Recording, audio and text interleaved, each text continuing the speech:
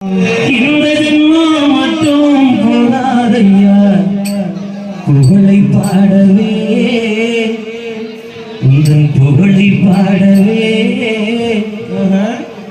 ஏழு ஜென்மம் என்பது இருந்தாலுமே புகழை பாடுவே ஐயன் புகழை பாடுவே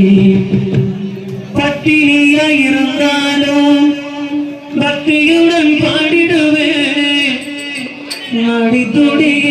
நாளும் காற்றை சேருவேன் ஏன் இந்த பிறவி என்று என்னாமல் நான் இருக்க எப்போதுமே இருந்து அருளை பொழிகிறாய்